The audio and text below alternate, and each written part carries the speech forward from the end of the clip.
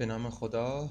با یکی از قسمت‌های آزمایش چهارم در خدمتتون هستم. در این قسمت ما می‌خوایم بخش مطلب آزمایش چهارم رو انجام بدیم.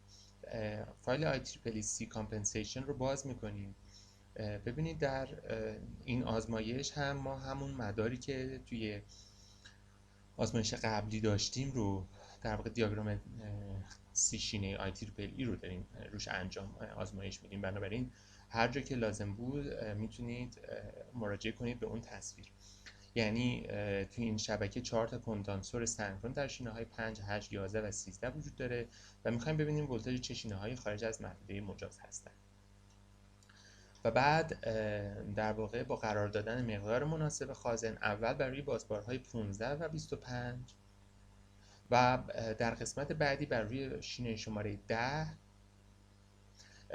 و 24 به گونه ای عمل بکنیم که ولتاژ ها در محدوده مجاز قرار بگیرن. پس ابتدا 15 و 25 و بعد بر روی 10 15 مگاوار خازن قرار میدیم و حالا سوال اینجاست که برای روی 24 چه مقداری خازن باید قرار بدیم تا بقیه ولتاژ ها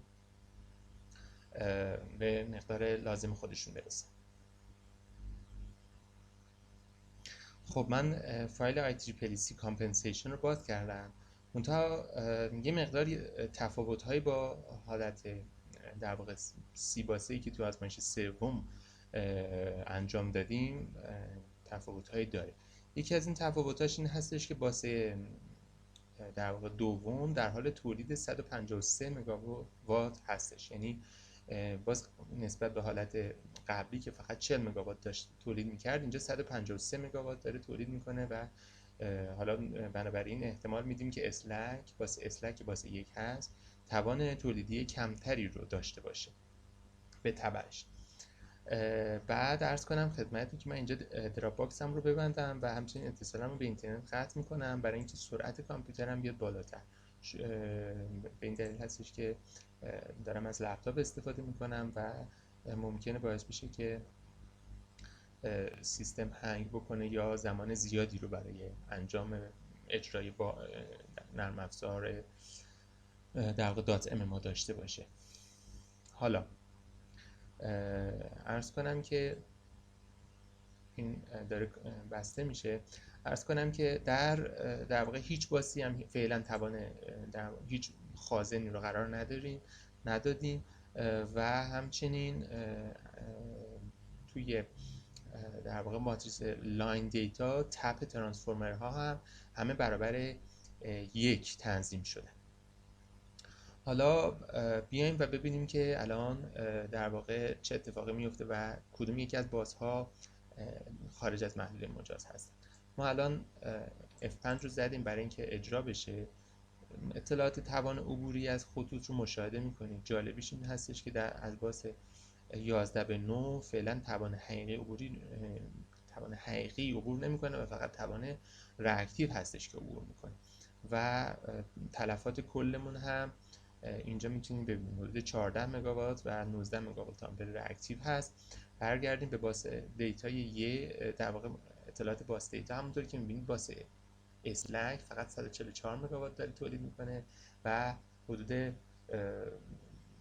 فکر میکنم حدود حداقل 50 تا 80 تا کمتر از حالتی بود که ما در آزمایش سوم داشتیم، به خاطر اینکه تولید باس 2 داره در واقع افزایش پیدا کرده. این کمک کرده به اینکه در بازهای در واقع دیگر بازها تولیدات کمتری داشته باشیم، من جمله در باس در واقع 2 که فقط در باس 2 تولید داریم، ولی در بقیه بازهای ژنراتوری در تولید توان راکتیو اینجا مشارکت کرد. حالا عرض کنم که ببینیم کدوم یکی از بازها خارج از محدوده هستند. باس 10 خارج محدوده هست، خاطر اینکه از 95 صدم کمتر شده. باس 14 هم همینطور، باس 15 هم همینطور، 16 17 18 19 20 21 22 23 24 25 26 27 28 خوبه، 29 و 30 خارج از محدوده هستن. حالا گفته در ابتدا در بازهای 24 و 25 ما یه مقداری خازن، یعنی در ستون 11 هم یه مقداری خازن قرار بدیم و ببینیم آیا بهبودی حاصل میشه یا نه. من خازن ها رو قرار میدم. خب برای اینکه در بازهای 24 و 25 خازن ثابت قرار بدین، یک راه هست که در داخل خود ماتریس باس دیتا این مقادیر صفر رو افزایش بدین. یه راه همین هستش که کد بزنید، یعنی بیاین باس دیتا سطر 24 و ستون 11 رو مساوی با باس دیتا 24 و 11 حالا به علاوه مقدار دلخواه خودتون که من اینجا 19 انتخاب کردم رو قرار بدین و همچنین برای سطر باس 25 و یا سطر 25. حالا اگر که ما در واقع پخش بار رو انجام بدیم، F5 رو قبلا زدم، اطلاعات ماتریس باس دیتامون رو اینجا می‌بینید که باز بروز شده، یعنی در سطر 24 و 25 19 مگاولت آمپر reaktiv خازن ثابت قرار داده شده و همچنین ولتاژ بازهای مختلف دیگه تقریبا همشون به محدوده مجاز خودشون رسیدن، یعنی بالای 95 صدم و کمتر از 1.5 صدم و تا مقدار معقولی حتی از این حدود مینیموم و ماکسیموم، یعنی کاملا درون این بازه محدود ما قرار گرفتن و از خطر فاصله داشتیم. در مرحله بعدی ازمون خواسته که در باز شماره 10 مقدار 15 مگاوار خازن ثابت قرار بدیم و حالا در پس ببخشید ما اول باید در باز 15 و 25 قرار میدادیم. حالا ببینیم که باز 15 و 25 چه تأثیری داره. ما دیدیم که من فکر کردم 24 و 25 هست، حالا اشکالی نداره، تأثیر 24 هم دیدیم. یک بار دیگه F5 رو من میزنم تا ببینیم اطلاعات بروز بشه. حالا با خیال راحت کمند ویندو رو بزرگترش میکنم تا به تفسیر اطلاعات بپردازیم. میبینید که ماتریس باس دیتا آپدیت شد و در باس 15 و در باس 25 19 مگاولت آمپر reaktiv قرار گرفت و ولتاژ ها هم تا حدودی به در واقع از حدود خطرناکشون در بالا و پایینش خودشون فاصله دارن و کاملا در محدوده مجاز ما قرار گرفتن و همینطور که میبینید توان reaktiv به طور کلی در توسط تولید شده در باس 8 یه مقداری کاهش پیدا کرده که این مطلوب ما بود، چون از حدش گذشته بود یه مقداری و همه در واقع ولتاژ ها هم به حدود مجاز خودشون برگشتن. در اقدام بعدی میایم و در باس 10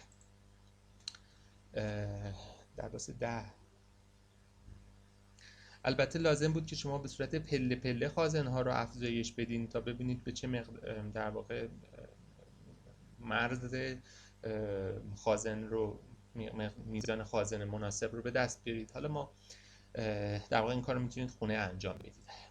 در قسمت بعدی خازن های تعریف شده در بند قبل رو حذف کرده و حالا بر روی شینه شماره 10 مقدار 15 مگاوار خازن میخوایم اضافه کنیم و حالا ببینیم در شینه شماره 24 چه مقدار خازن بعد استفاده بکنیم تا